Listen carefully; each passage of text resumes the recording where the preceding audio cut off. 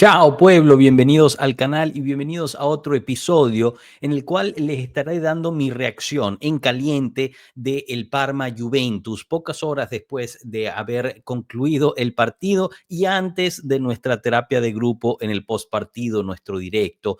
Hablaré sobre todo del partido que vi, los jugadores de la Juventus, cómo los vi, cómo reaccionaron y el contrincante con quien nos enfrentamos. Mucho de ello ya lo había más o menos predicho en la previa del partido, cual video pueden también encontrar si están interesados, pero muchas cosas sucedieron que en esta Juve no se veían desde el cambio en el banquillo. Así que bueno, antes de empezar, como siempre, me gustaría recordarles que dejen ese me gusta, se suscriban y compartan para que esta su comunidad llegue a mucho más Juventini alrededor del mundo que todavía no han encontrado esta su casa en Pueblo Juve.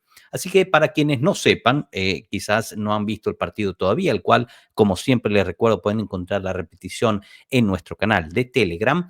La Juventus pierde contra el Parma 1-0 en Parma. Recordemos cómo llegamos a este partido, lo había mencionado en la previa, que tenía temor de que estos chicos no estuvieran totalmente enchufados, que habrían perdido la concentración y se habrían dejado llevar por la presión mental de tener que esperar 2 días más para jugar después de haber visto a sus contrincantes para este puesto de Champions League jugar y ganarle al Inter. Y en efecto, esto fue lo que sucedió. El mismo Tudor al final del partido, durante la rueda de prensa, dijo que este equipo siente mucho el peso mental y se nota desde el camerino, a lo que sufren mucho en tratar de asimilar y sobreponerse sobre ello. Y eso es últimamente realmente muy preocupante dentro de un equipo profesional, pero, y esto no va a gustar lo que le voy a decir, esto también viene con la edad, con la experiencia internacional y de liga. Cuando tú tienes un equipo nuevo como es este, con 16 nuevos jugadores, la mayoría relativamente joven, sin mucha experiencia profesional, cuando te faltan líderes dentro del banquillo, esa presión mental no la puedes soportar y tiendes a caer por debajo de ella. Le falta esa fortaleza mental y al punto de que Igor Tudor en la rueda de prensa casi aludió a decir que falta juventinidad dentro del plantel. No fue tan tácito, pero se puede leer entre las líneas de lo que dijo Igor Tudor.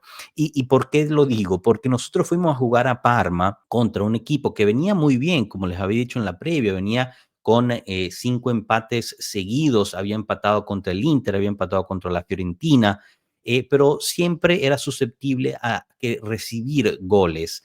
Y en cambio, pues nos fuimos a encontrar con un equipo que no solamente tenía a 7 lesionados y uno suspendido por roja, sino que en los primeros 10 minutos sufrió 2 lesiones más. O sea, si nosotros nos quejamos de que nuestro plantel está corto, imagínense ellos que en un periodo de 10 minutos tenían a 9 lesionados dentro de su plantel. De todas formas, entraron los que pudieron e hicieron su labor. Además, que esta sería la primera victoria para el Parma en 7 partidos. Y ojo con este dato, que no se los había traído en la previa, la última victoria del Parma fue en casa contra el Bologna 2-0. Así que si ese dato, si ese último dato no nos convence de que lamentablemente estamos en la parte de la clasificación que nos merecemos, junto con el Bologna, tratando de pelear por ese cuarto puesto, pues este es un dato más que lo refuerza.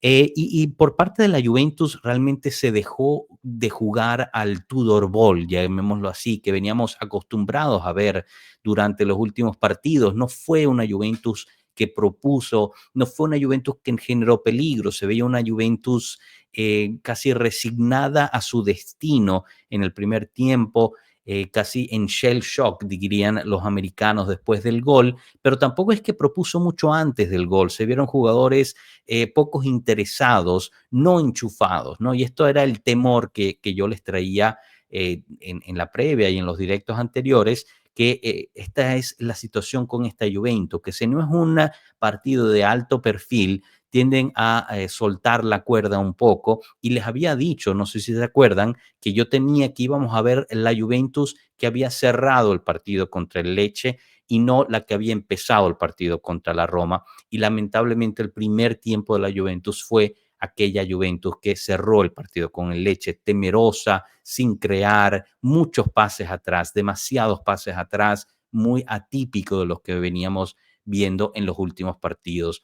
En singulares, me parece que Locatelli fue patético. Yo sé que algunos de ustedes han dicho que tuvo un buen partido. Yo sinceramente me parece que fue uno de sus peores partidos en la Juventus, exceptuando alguna intervención defensiva notoria.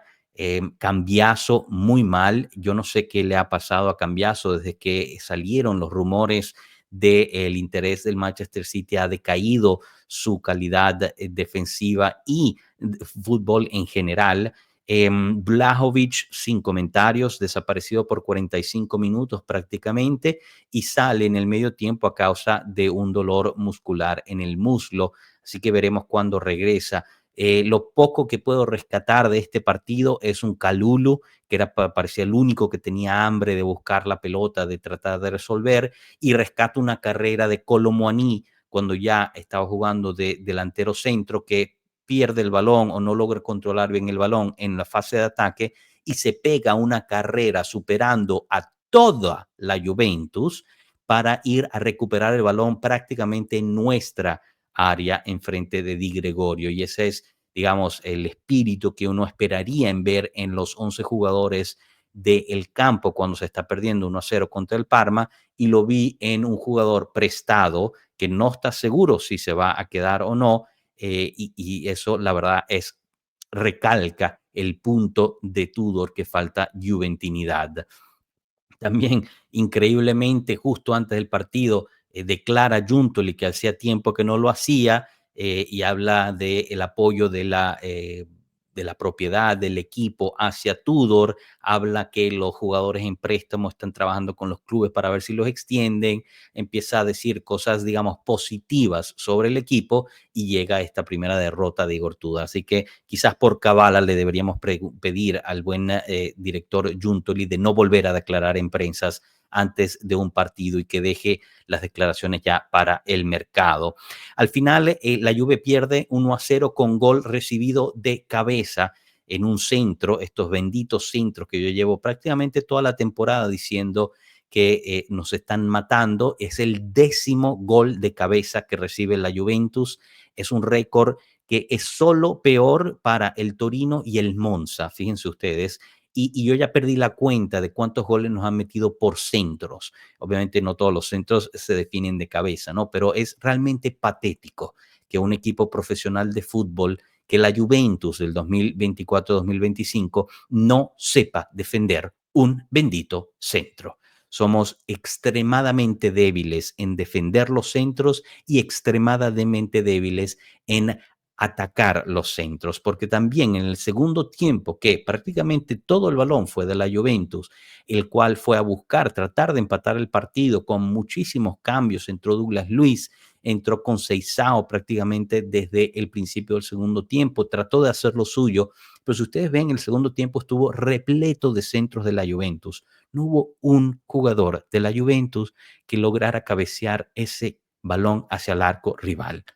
O sea, es inexplicable para mí cómo pueden pasar 45 minutos de centros y de creación por las bandas, porque como recuerdan en la previa les había dicho que las bandas era un punto débil del Parma, y nosotros no poder conectar una vez con el balón. Hubo 16 tiros por parte de la Juventus, los cuales solo 6 fueron a puerta. Es realmente inaceptable esta situación. Y tuvieron más de una semana para preparar este partido. No podemos tener la excusa de que estábamos cansados o de que se juega cada 3 días. Ahora vamos a tener que jugar cada 3 días porque se vuelve a jugar el domingo contra el Monza. Y ahí solo puede llegar 3 puntos, no hay otra opción. Si se acuerdan el banquillo que hice con Andrés en cuanto a los puntos necesarios para posiblemente calificar al cuarto lugar, habíamos ya dicho que en máximo la Juve se podía permitir 2 derrotas en los últimos 10 partidos.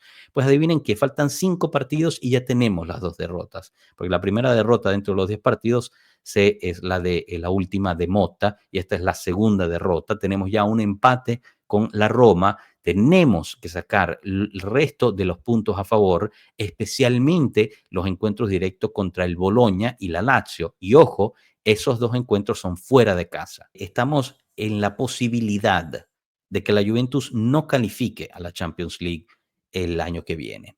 Habíamos dicho que para estos 3 partidos que teníamos contra el Parma, el Monza y el Lecce, lo único que se permitía era recibir los 9 puntos. Pues solo hemos recibido 3, ni siquiera 4, 3. Por ende, si mi predicción se mantiene, quiere decir que esta Juventus ya no calificará a la Champions League. Obviamente creo que todavía, gracias a los resultados que han tenido los equipos por encima de la Juve, creo que todavía sacando resultados positivos en los encuentros directos contra el Bologna y la Lazio, puede llegar a ese cuarto puesto. Estábamos muy cerca de estar en el tercer puesto, pero una vez más la Juventus comprueba su debilidad mental y su falta de juventinidad, para usar las palabras de Igor Tudor en rueda de prensa, y esto es lo que más duele. Chicos, los invito a que dejen sus comentarios, desahoguen un poco en los comentarios, yo los leo todos y los respondo. ¿Qué sintieron en el partido de hoy? ¿Qué fue lo que no les gustó y qué fue lo que les gustó? ¿Qué rescatarían del Parma Juventus de cara al Juve Monza? Los dejamos aquí. Muchísimas gracias por su atención. No se olviden dejar ese me gusta, suscribirse y compartir. Hasta la próxima. Hasta luego, pueblo. Gracias. Chao.